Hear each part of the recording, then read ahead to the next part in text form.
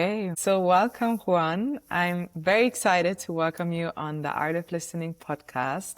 As I'm a student of yours, but you're a yoga teacher, and I'm very grateful to have you on here and to share your wisdom, your insights. So, if you could give yourself a small introduction so people know who you are and where you are. Thank you, Marina, for the invite to be here on the podcast and to share some of my life post Berlin.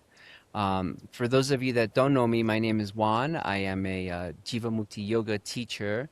I've I did my training or I taught in New York. I found out Jivamukti yoga in New York City. I practiced with incredible teachers in New York during a very, in my opinion, a very special time and a encapsulated bubble of incredible teachers that were teaching during that period. And of course, seeing my teachers, Sharon and David, roaming the school and sometimes even popping in and taking a class was always an exciting time. And from New York, I moved to Berlin around 2017. I think it was October or November. And I stayed all the way through 2024 and left Berlin around October of 24. Taught in Berlin. I taught at Jivamukti Yoga Berlin. Now it's known as Three Boons. I taught there for a few years, and then during the lockdown, I taught from home, and that was exciting. And I got to know a lot of people online teaching. And then I taught the last, I think, 2 years, maybe 3 years at Peace Yoga Berlin in Kreuzberg. Yeah. Yeah. And now Yeah, here we I all. am. Yes, and we all miss you here in Berlin, but it's very beautiful to already see in the background where you are now because I think it's good to dive in because you moved from Berlin, as you said, to the Sacred Valley in Peru.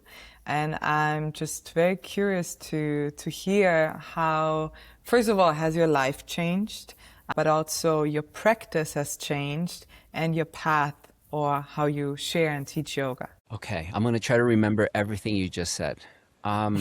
So we'll pick up leaving Berlin. So we left Berlin with my family, and we arrived here in the Sacred Valley December 1st of 24.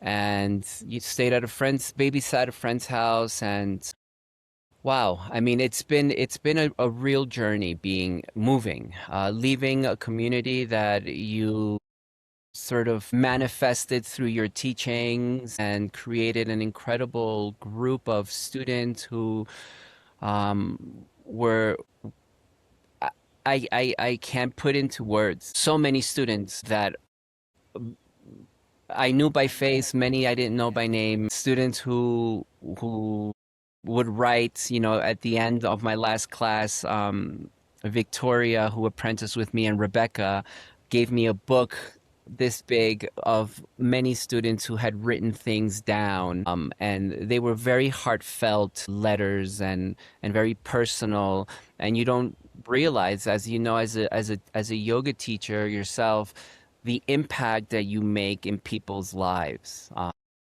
a positive impact that you can have and give someone, or pass these incredible teachings or pointings to others. And sometimes it takes time. Sometimes we don't see them, but once they resonate, they're like, wow, they're heartfelt. So receiving this book, which I have here at home, and sometimes I open it and I'll read a page and then I get very emotional and I put it away, gave me a chance to know what it's like to smell the flowers while you're still alive.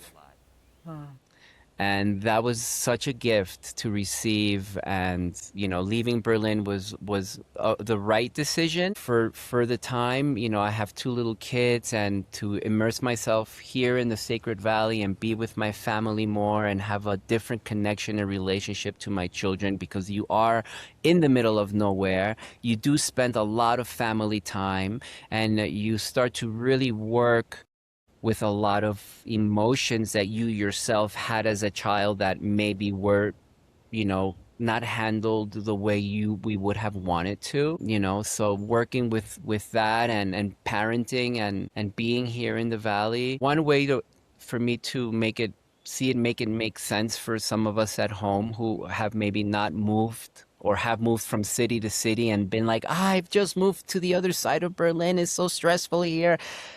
You know, to move from one part of the world to a very rural part of the world.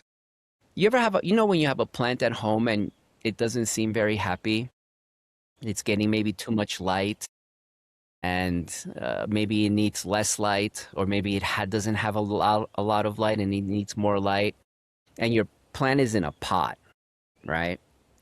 Think of taking a small tree that is about to become a big tree and you root it out of the earth and you plant it to another part of your land and you pray and hope that it blossoms. And the same thing for the pot. It's not always guaranteed. Sometimes it loses all its leaves, but the branches are still there and there's still sign of hope and life. But it'll take time for those leaves to grow back. Or the plant that is in a pot is still the same color from its old location to its new location, and it takes time for it to blossom again. That's what life and our move has been here in the Sacred Valley. It's not easy. It wasn't easy. I feel finally, since we've arrived, there's been a few glimmers of light where you're like, okay, you know, I'm settling in. It takes time. Everything takes time, and we can't push or force something to become our fruition without giving it patience and time. And I feel like moving here has really given me and my family that space to be in, like, honor time, let things don't rush, and that's what life has been here so far moving. I mean, I just started teaching here last October. Mm. Yeah. Yeah. Yeah, a lot of big changes, but something that you've just mentioned is giving things time. And in that sense, working with what is really present in the moment, what we do teach in yoga and also what we want to practice more. But obviously, it's easier to work with the present moment if we like it. But if we don't like it, can we still root down into our practice and also into our teachings to really work with what is? So in that sense, what helps you in these moments where you notice, like, okay, I don't see a lot of things happening or changing, maybe even that overthinking potentially could come up, was it the right decision or not? Because I think every person in some ways or another will go or often goes through very similar experiences. I mean, look at the world that, you know, I mean, I'm coming from New York City. I've lived there my whole life. I moved to Berlin and I'm like, wow, this is amazing. It's like a holiday here. It's like a village, you know? It's not a village, it's this big city. But you're going from 8 million people to about 3.5 million people. It's a big change, and seeing forest and trees and leaves that are like the size of your face. Like, for me, it was incredible to live in Berlin, and now to move here, it's a whole other realm of really honoring and really sitting with patience and time, because sometimes you wake up and you think you have nothing to do, but there are so many things that need to get done. You know, get the kids ready for school, feed your chickens, um, check on your trees and the plants. I mean, I'm into gardening. How could I not be into gardening? I have a huge place here with a lot of, you know, creativity, as you can see behind me, as I was, you know, mentioning to you earlier. Like, this jasmine started from a little branch, and in the last year, just watering it daily and having it wrap around this balcony. You know, those are the things that can keep you occupied and understand how nature works, how nature takes time, how more water is not going to have my plant or my tree grow quicker. It's enough in increments, once or twice a week. feeding it good earth. Um, that sort of approach is I feel this the most sane approach, the more sensible approach, and an approach that is more realistic. Yes. And sometimes, just as an example, we do teacher trainings or we come out of trainings and we are anxious and we're hungry with all this knowledge and you want to share, you have something to say. And there are other people that have waited patiently and have been waiting, and many are still waiting. And sometimes we just have to wait, before you're asked, to be a part of something, and it's not a personal thing. It's just being patient. And I think we really need to continue to immerse ourselves in our practice, read and learn from what you are attracted to, what resonates with you, so you can share that wisdom onto others. Yes. Yeah, and you already touched on it a little bit, but seeing nature as your teacher, or that nature is our teacher. And this was always something that I really admired in your practice, and oftentimes left after the yoga classes being super inspired, because you, in the yoga practice, or generally also when I would speak to you, you would always pinpoint to nature, that actually everything is already right in front of us and we just have to look, and everything is right there, but oftentimes we don't see. I think nature is an example that none of us can negate, because it is something that is natural. It is something that doesn't move around. If you look at a plant or a flower, it is idle where it is. It is stern and rooted and grounded where it came from. And it withstands all elements, rain, thunder, storms, and it's still there. It has natural vortex. If you look at the leaf, how it flows off, how water flows off the leaf and on right onto the earth. I mean, what science?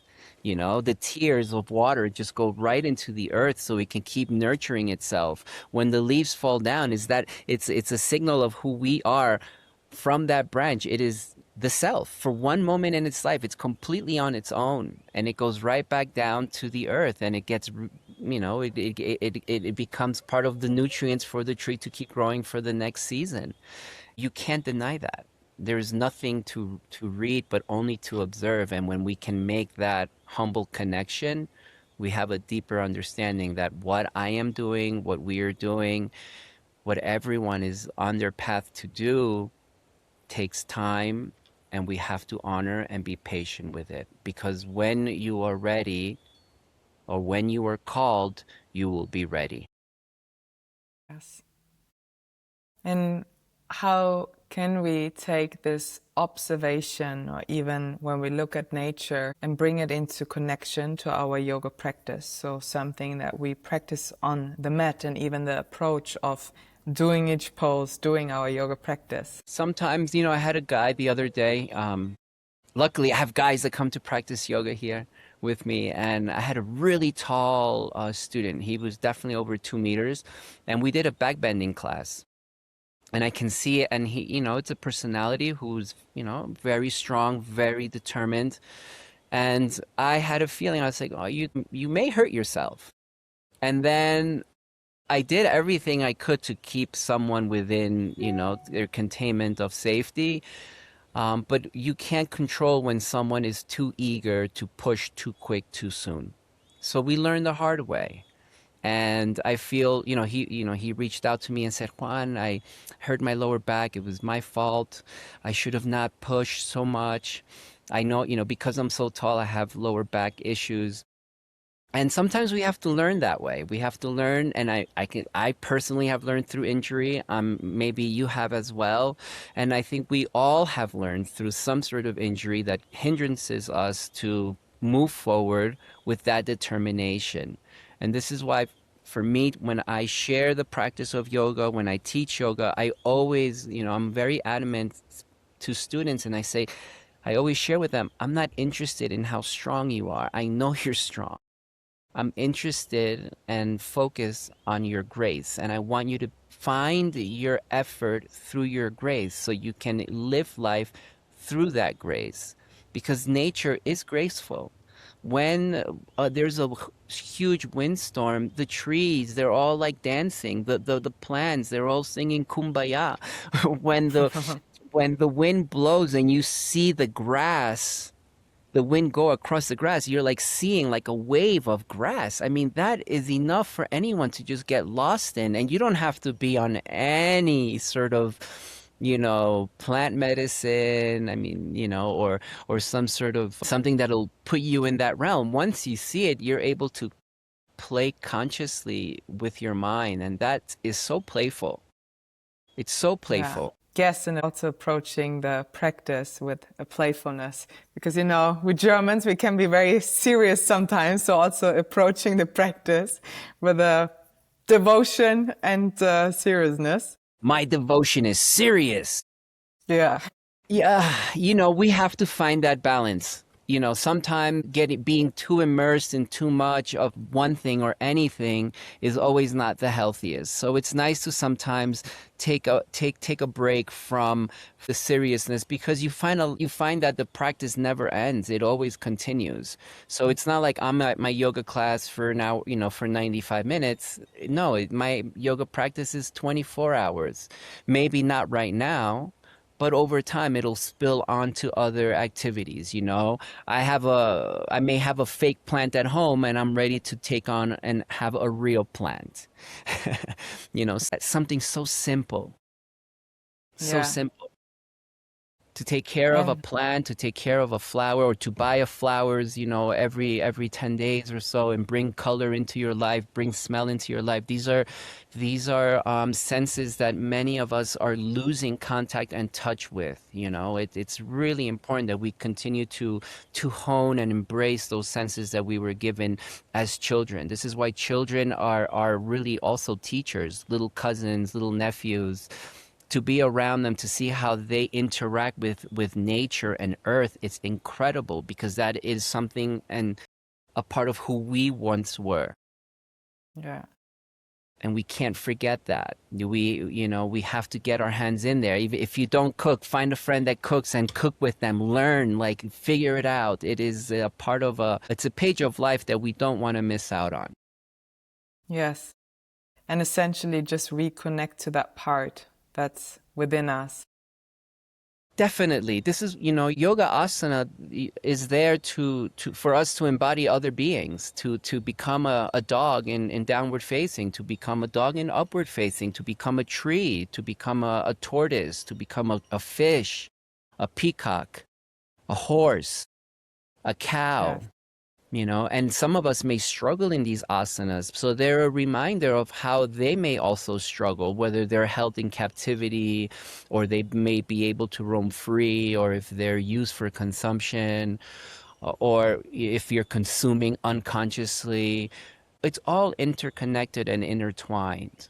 And it is Yes. important for us to not lose that connection to everything around us, not just the thing that is, small and that has the whole world in there, but to literally look around and see the world that is around you, the world that you have created, where you've planted yourself, where you've rooted yourself. Yeah. Yeah, and that's a good reminder, because nowadays there's so much focus on just the physical practice, which we all love, not always. But what you also said, right, that your yoga practice is 24 hours a day, and really taking the practice of the mat, which I think a lot of people that initially even start yoga, that this is it for now, the physical yoga asana practice. So if you could touch a bit more on that, how you take then your yoga practice off from the mat and out into the world. Pick up a good spiritual book. It depends what kind of physical yoga or what kind of yoga practice, asana practice people are practicing, and what is the person that is, what is the conductor? What is he orchestrating, or what is she orchestrating in the practice? If it's just a physical practice, which is also okay, then it'll just stay in a physical form, and it is my workout. And yoga has expanded to those limits, where it is really sort of all over. It's kind of like one spectrum of like, devotion, bhakti, ahimsa, the five tenets, for example, of Jivamukti. And then you have this whole other world of like, it's my Pilates, it's like my physical, and I'm only there for the physical. Okay, fine. However, you are taking sacred shapes, and those shapes at some point, when you are caught off guard, it'll pierce and you will finally be open. You may be ready to receive something deeper. So it really depends on the person's on their journey. If I'm just starting out and if I dump everything on you, anyone's gonna be frightened and walk out the door and say, "Oh my goodness, what am I doing? I've been living life the whole wrong way." There is a matrix. It really depends on the person. I feel for someone who has been practicing and for some time and is continuing to push the boundary of curiosity, they'll be open to a world of a higher plane than what is at the moment resonating and vibrating across the world. And I feel like me living here in the Sacred Valley has definitely put me on a post where I look at the rest of the world. I'm like, wow, there is so much personal time immersed and invested in social media interactions or what I have to share, which are important. However, there is a whole other world when you're not close to that world. Yeah. And that Yeah. brings a maturity for some people that they've been longing for so long to just be in complete silence, to live in a place where it's quiet. I mean, I don't hear a car horn. At nighttime, I see the stars. I don't know if I would be here forever, but I am here now. It's like the one question that people are always asking. Are you going to be here forever? I'm like, well, I'm here now. I'm looking at the stars. I've never seen stars. I've never seen the Milky Way like this before. You know, at nighttime, when there's a full moon, Marina, you can see the shadows of trees and plants. Everything is gray. Like you can do a walk, you can hike at nighttime. Like if you're from a big city, that's crazy. But to be illuminated by the moon and have no light pollution, that's Yes. to me is a layer of yoga that I want to know a little bit more of. What is nightlife? What is the world like at nighttime without a flashlight because you don't need it? Yeah, it sounds very special. And since you arrived in the Sacred Valley and being part of nature, spending more time there, maybe even confronted with that silence there, what was so far when you look back, like the biggest insights or aha moments, let's say, something that has opened up for you since you're there, which hasn't opened up before? When you live in a big city, there's an edge of you that is a little bit like this, It's like a hard edge, this edge. And oftentimes we lead with this edge. And sometimes you may mean the right intention, but you may, hurt someone's feelings, or this hard edge may come off as someone who can be the opposite of someone who's kind and compassionate. And I think living here, even though you are met with a lot of resistance, I feel that this edge here has softened a lot. You're not missing out on anything in life. Life moves really fast if you are in a place where it's a constant stimulation and someone takes your consciousness hostage and takes it for a ride. Here you have time to sit and contemplate with yourself. You have time to reflect on how can I be a better parent? How can I be a better guide or a better teacher? What can I share that is genuine and authentic? How can I take these incredible teachings and continue to apply them where it makes sense in an open way, where it doesn't feel like I am telling you what it is, instead of sharing in a way that, making connections where I can see it for myself. And those are things that I've been sitting with here in the Valley, exploring on different approaches on how to teach, how to share, also practicing myself, which is really nice. I think that has been an aha moment of just being like, you can get your point across without having to be so stern and being flexible, be a little flexible. Yeah. Yeah, and essentially embodying that you want to teach or share. And just by you walking your own path, your own truths, I always have the feeling that you inspire the most without even saying that much. Well, those are definitely the higher pointings and teachings of great masters, right? They lead by example, and sometimes sitting with them in their silence, you realize that I have no questions because you've just answered them. You've taken me to that place of silence, that place of quietness, that inner peace that I'm looking for externally when I know that I don't know, but you're pointing to me that it resides within. Yeah, that's very true. It's not for everyone. For some people living in a big city and, being in a loud environment, I mean, I didn't know. I grew up in an environment like this. How can I know what's best for me? I don't know. I grew up going to sporting events, I grew up going to baseball games, basketball games, going to parties, going to museums, like that. Always a lot of stimulation, which is amazing. It's cultural richness. We should have it. However, there is something in this, in sitting and contemplating in silence, to just sit with yourself and pick up a book and just maybe skim through it or read it and just sit with that for a moment. Sometimes we don't have to sit and just talk all the time and share, and sometimes people just need to completely be happy sitting uncomfortable in their silence. When you can bear your own silence, you are free.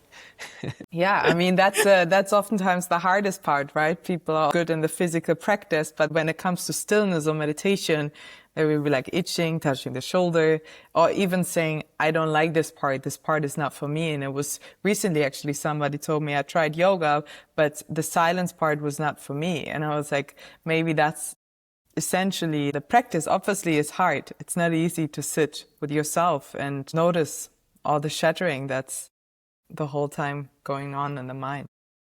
Absolutely.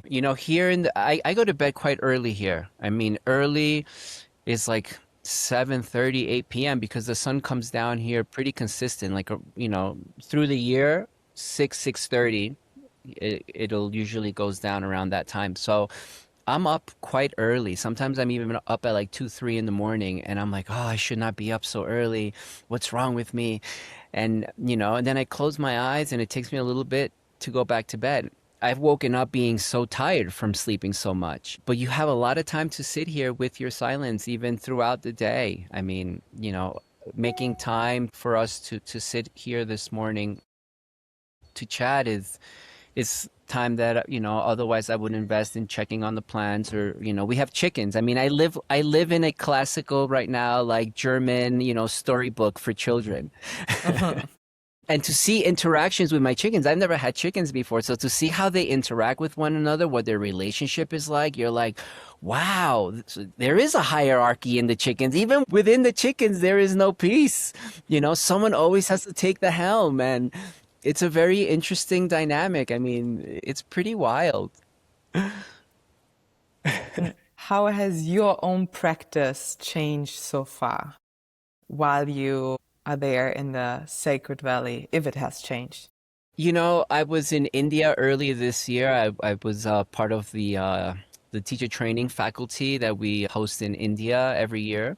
And every year it changes the faculty. So it was really nice to work with such an incredible team. And one of my roommates, we would wake up every morning, him and I, and we would practice. So he sort of planted the seed of me really getting back into a practice that I miss so much. At the end of our trip, he shared with me the audio of primary series. So I've been practicing primary at home, and that's been really nice. I've surprised my teacher in New York and taken her class online. I've taken some classes digital, but that has been my practice. And also working out. I do calisthenic work. So I hit the bars, I hit the rings, I do my push-ups, I do my stretches. That has been sort of my workout routine. There's a basketball crew here that gets together twice a week, and I used to play with them at the beginning, but I've just, I'm preoccupied with other responsibilities that I haven't had time for. So, but that has been sort of my routine. And that's also a good, how your practice change, even if you've been practicing for so many years and also teaching, because I think this is sometimes when people are just start the yoga journey or the yoga practice, that knowing that it won't look always the same and that it's so natural that there will come a time where you maybe don't practice at all or maybe just 10 minutes a day, but knowing that this is a natural process and part of it as well. That's a very good point. As our maturity of yoga practice evolves, we start to have a clear understanding that as we evolve, our body changes, and we have to honor that change. And we have to accept that change because that's the reality of life. That is undeniable. We cannot run away from that. So if we accept that my practice will modify over time, and because I'm using a block and because I'm using a strap, that's intelligent practice. You begin to love your body and accept your body where it is today. It can't compare to 10, 15 years ago. We continue to evolve and change. So we accept and embrace change. And I feel using props, using blocks and straps is such a wonderful add-on. And it's an intelligent add-on if you're a teacher, because you're exploring it with your body and you can share it with students how they can benefit in their practice. So the practice it's a joyful practice, I feel. I don't feel that, my first yoga teacher, David Swenson, would say and still shares, he goes, asana, a good interpretation of the word asana is posture comfortably held. And it is so true how many times we put ourselves in an asana that we are struggling and fighting through. You have the tools here that can assist you, yet we choose not to. So the asana is actually revealing something of ourselves that we're not willing to accept just yet. That we want to work hard, and we put ourselves in tough situations when it doesn't have to be that way. Yeah. Yeah, and how often in life do we make things also harder for ourselves? I think it's human nature. We make everything complicated. We take a workshop. How many of us have taken workshops on handstand inversions? How many of us have we've taken hundreds, thousands. And then we look at this word, Adho Mukha Vrikshasana, right? Downward facing tree pose or seat. Yet how many of us have sat on a patch of grass and actually look at, the science of an actual tree? And how is it possible that a tree can withstand storms and winds and gust winds? The answer is there. It's, again, going back to nature. The branches, the trees are doing their kumbaya. There's your answer. Now, there's different approaches, right? Someone will say, well, your handstand should have a gymnastics approach, strong, firm, hard legs. Yogi may say something different. Someone may have a different approach. It all depends. There are many different concepts, many theories. Practice and observation will give you the answer. One of the biggest lessons I got in life was just watch how people do things. You can learn. And if someone is confident in their craft, they're going to show you. Because you may do it like me, but you're never going to be me. You're going to be you. And that is something that I learned as a young kid. And, you know, when I'm into something, I watch, you know, there are great teachers out there that are really good watchers, good listeners. They're observing, they're seeing how a teacher or the conductor is orchestrating the room. How are they getting the attention? What is their voice sounds like? What is their pitch? What is their speed? You know, what is their cadence? How are they walking across the room? Why is this person making me feel so comfortable? The answer is there, but the eye hasn't been trained to see.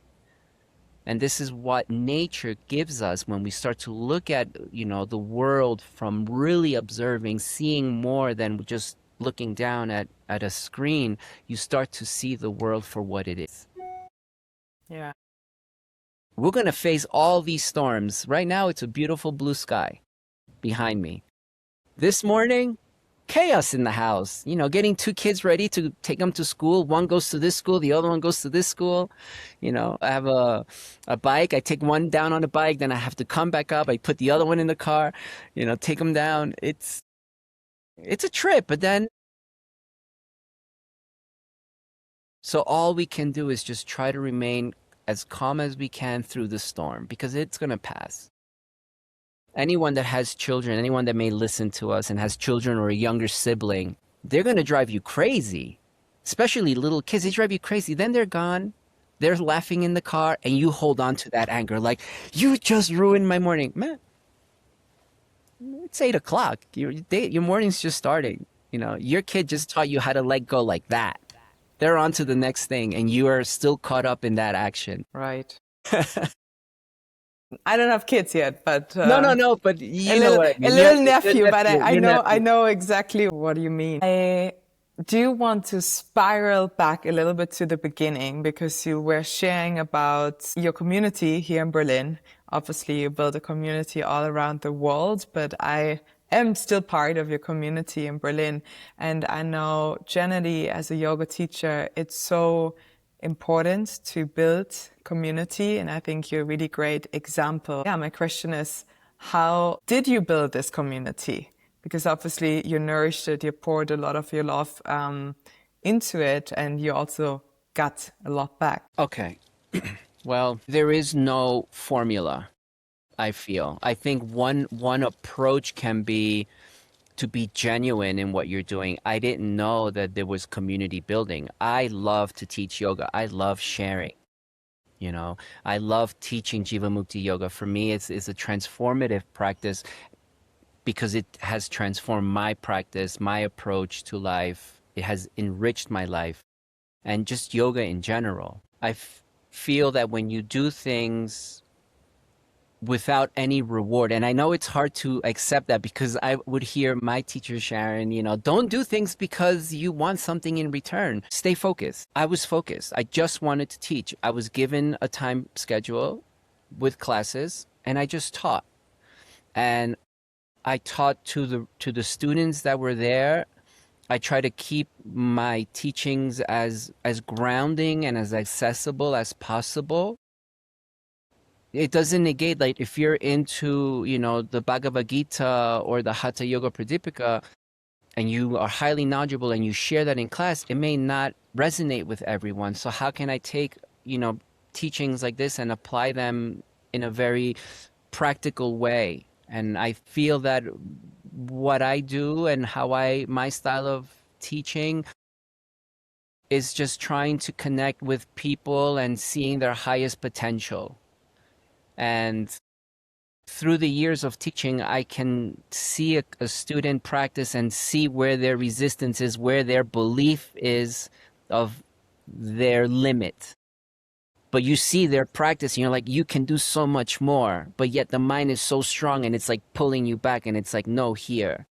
And I feel that meeting students like this along the way, and we all have had those moments, including myself, when you can share with them a possibility and they can see that transformation, that you can see a blind spot that they did not see, then they're like, wow, I'm actually learning something. And I think with so many students in Berlin and the community that was built, I think it was just the right place, maybe at the right time. I don't know. I don't really have an answer, but I know great, amazing yoga teachers, beautiful yoga teachers.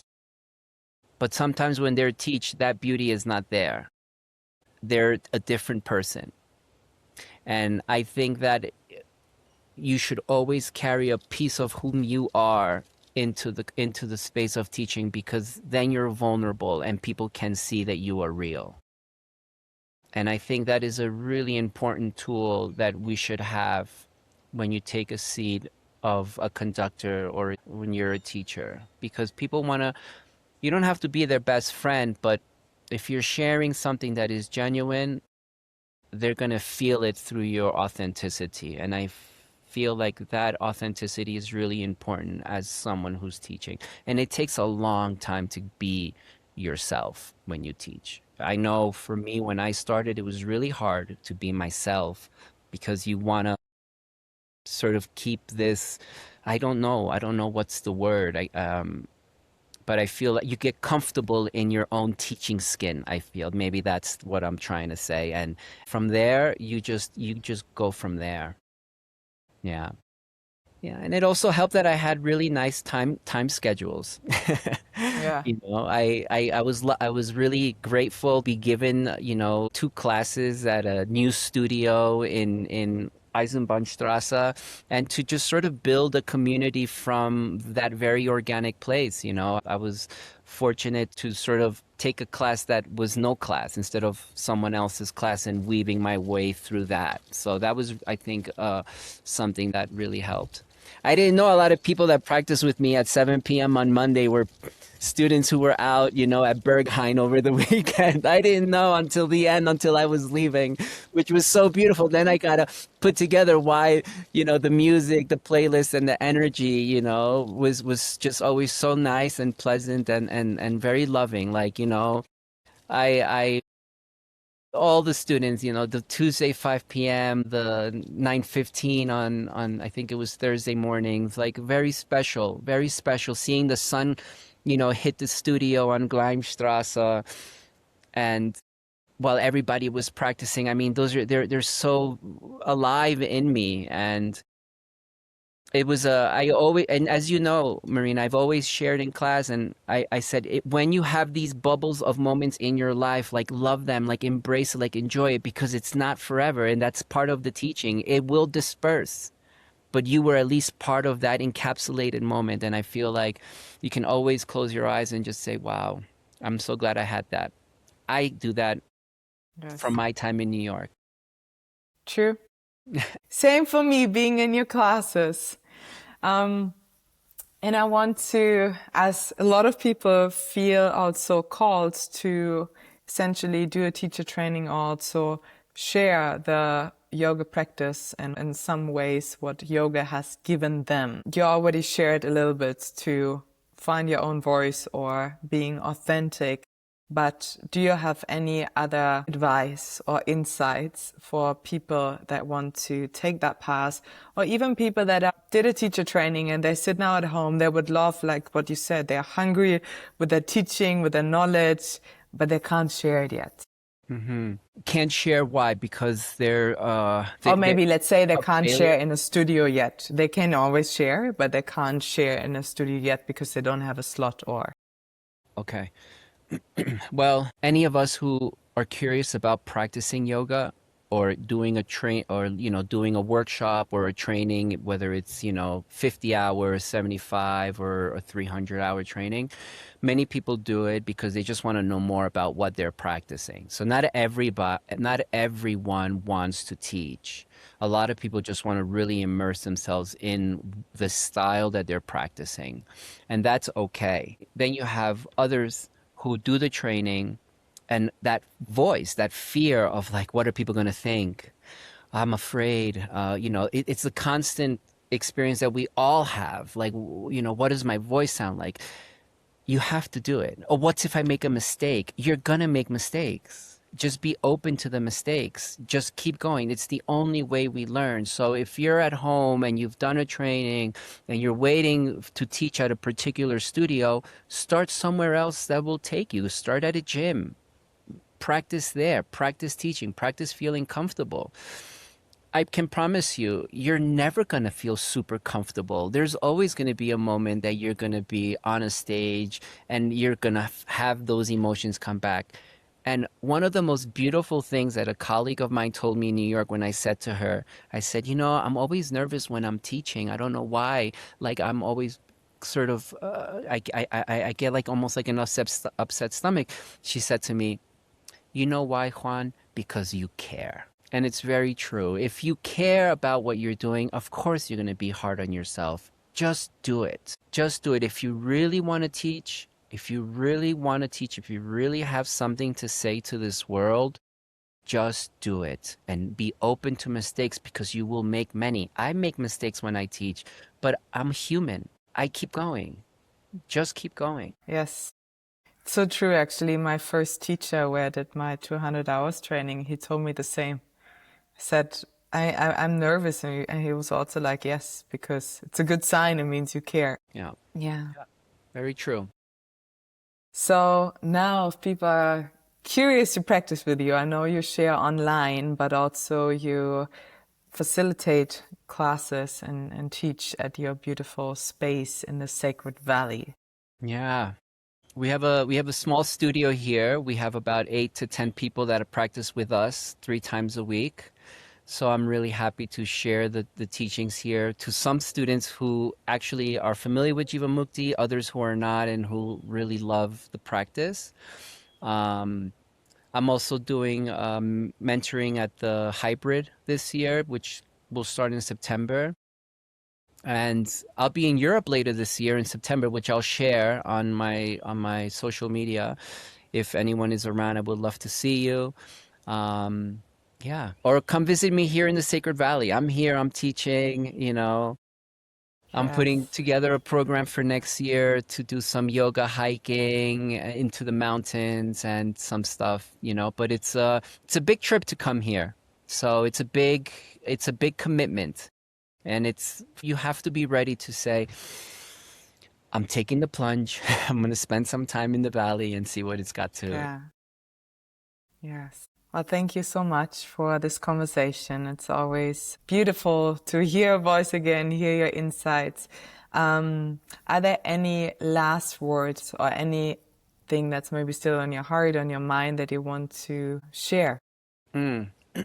I have I brought my one of my favorite books with me that was gifted to me by my dear friend. Because people always ask, Juan, what do you read? Do you read any books? Is there any recommendations that you can recommend for me for, you know, so I can just get some spiritual insight into what you share? And I'm going to share with you 3 books. Yes. This is an amazing book called The Life of Plants that my wife read, and she said, you have to read this book. You have to read this book. And I've skimmed through the book, and it's a really incredible book. So if you want to connect with nature in a way that is a little bit more, you know, intellectual, this is an incredible book that I would highly recommend. And you're going to see that things will resonate. That's one. Two is this beautiful book called this, H.W.L. Punja Papaji. Beautiful book. He was a student of Ramana Maharshi. Here's just a bunch of quotes, songs that he would share during satsang. And then this book, which I love, was gifted to me by my Yes. dear friend Sharka G in Yulovna at her beautiful studio in Prague. And when she gave me this book, I mean, look at this book. My eyes literally turned into an owl. I was like, that is not. She's like, Juan, it's okay. You just open the book, you read a quote, and that's enough. And I said, okay, cool, I can do that. So, in the spirit of Berlin, I brought this book and we're going to do it together. And you're going to tell me when to stop. Yes. Right? All right. Okay. Okay, here we go. Stop. All right. If you are looking for healing, I tell you, the greatest healing is to wake up.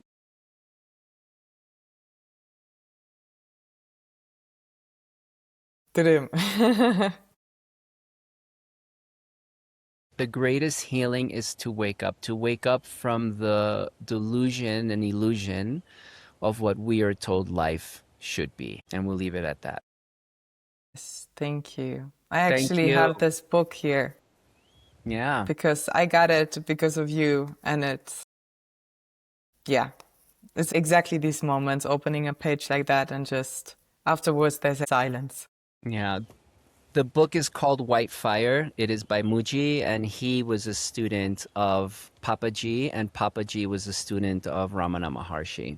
So all of these teachings and pointings that they share all go back to Ramana Maharshi, and they're just creatively reintroduced in a way that is more practical for modern, I would say, this plane of civilization. Yes. Wow, that was a good one.